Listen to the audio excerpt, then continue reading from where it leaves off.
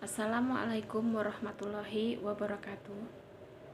Saya mahasiswa Universitas Terbuka Negeri Padang dengan ID mahasiswa 8561541 dengan mata kuliah penanganan anak berkebutuhan khusus,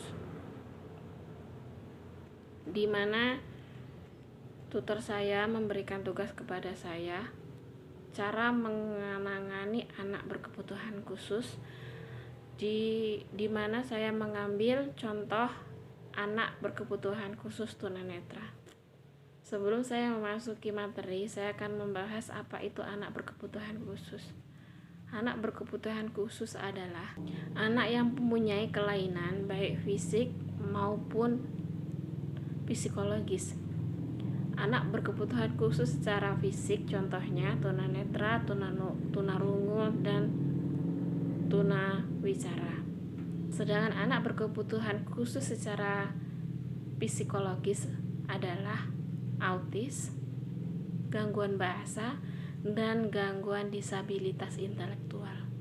Sebelum saya masuk ke materi, saya akan menyampaikan beberapa peran penting orang tua dalam menangani anak berkebutuhan khusus.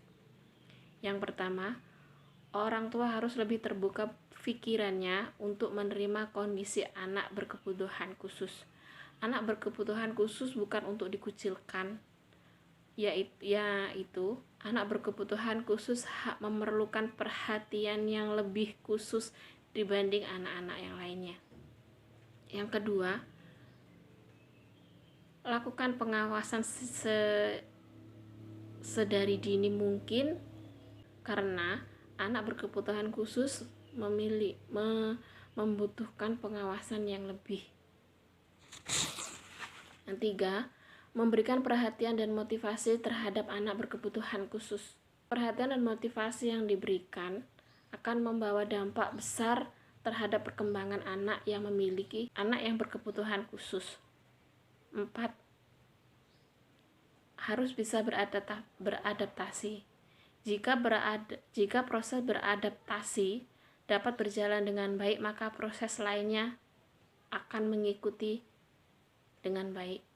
5. Kedekatan emosional, di mana apabila terjalin kedekatan emosional yang tinggi, tentunya anak akan merasa nyaman dan aman berada di dekat kita. 6. Ajari anak agar tetap bisa mencurahkan bakat yang ia miliki. Dalam hal ini kita bisa mengetahui potensi dan bakat yang dimiliki oleh anak. Yang ketujuh, tanamkan rasa percaya diri dan kemandirian sejak dini. Bukan tidak mungkin apabila kita menanamkan rasa percaya diri dan kemandirian sejak dini, anak yang berkebutuhan khusus pun bisa melakukan kegiatannya sehari-hari seperti anak-anak normal lainnya. 9. Menjalani kerjasama dengan pihak sekolah. Tentunya apabila anak berkebutuhan khusus, kita sebagai orang tua harus mencari sekolah yang sesuai dengan kebutuhannya. Tidak bisa disamakan dengan anak-anak normal. 9. Tetap diajarkan rasa tanggung jawab aturan yang berlaku. Apabila dia melakukan kesalahan, tetap beri hukuman, tetapi hindari dengan melakukan sebuah kekerasan. Baiklah, di sini saya akan masuk ke materi yang saya ambil, yaitu anak berkebutuhan khusus tunanetra. Batasan legal. Batasan legal untuk gangguan penglihatan atau kebutuhan merujuk pada mereka yang memiliki ketajaman penglihatan 20-200 atau kurang, bahkan setelah mendapatkan bantuan perbaikan. Seseorang dengan penglihatan normal memiliki ketajaman penglihatan yaitu 20/20. Batasan untuk tujuan pendidikan pun anak yang berkebutuhan khusus tunanetra sangat terbatas. Individu yang tergolong tunanetra adalah mereka yang memiliki hendaya parah dalam penglihatannya, sehingga perlu belajar huruf variabel. Individu yang tergolong low vision adalah mereka yang dapat membaca teks dengan bantuan alat pembesar. Identifikasi anak dengan gangguan penglihatan. Untuk dapat mengidentifikasi anak dengan gangguan penglihatan, perlu dilakukan pemeriksaan ketajaman penglihatan yang umumnya diukur dengan menggunakan Snellen Chart. Anak dengan gangguan penglihatan dapat dilihat dengan cara mata tidak simetris, satu mata tampak juling, tepi kelopak mata berwarna merah, mata berair atau merah, pupil atau biji mata berwarna putih. Untuk perilaku anak yang mengalami gangguan penglihatan, yang pertama, sering mengusap-ngusap mata. Yang kedua, menutup satu mata. Yang ketiga, memiringkan kepala atau memajukan kepala. Kesulitan membaca atau mengerjakan tugas yang diberikan oleh guru. Mengerjapkan mata lebih banyak dari biasanya.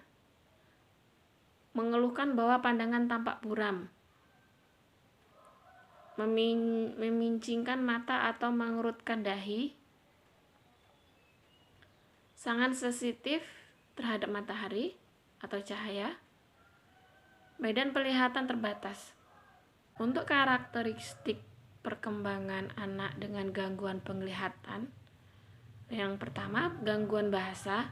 Anak yang berkebutuhan khusus dengan penglihatan, beragam penelitian menunjukkan bahwa gangguan penglihatan tidak memberikan dampak khusus pada kemampuan anak dalam berbahasa. Yang kedua, perkembangan kognitif. Secara umum dan dengan masalah penglihatan atau mereka yang tergolong tunanetra memiliki kemampuan kognitif yang sama dengan anak yang tidak memiliki masalah penglihatan. Perkembangan motorik, keterampilan orientasi ruang dan mobilitas sangat penting untuk dikuasai oleh anak dengan gangguan penglihatan agar dapat beradaptasi dalam lingkungan. Strategi penanganan anak dengan gangguan penglihatan bisa dilakukan dengan menggunakan tongkat, peta taktil, orang pemandu. Dengan alat bantu tersebut bukan tidak mungkin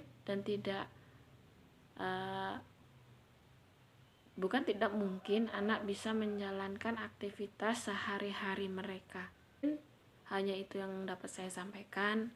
Apabila ada salah dalam penyampaian saya mohon maaf. Saya akhiri, wabillahi taufik wal hidayah. Wassalamualaikum warahmatullahi wabarakatuh.